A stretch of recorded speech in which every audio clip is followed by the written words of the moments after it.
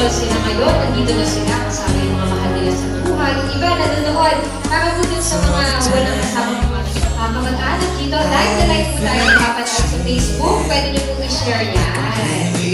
At sa lahat ng mga kaibigan natin na talaga namang kagabi pa siguro ay excited ng I repeated, though I was to blame, I still cursed that rain.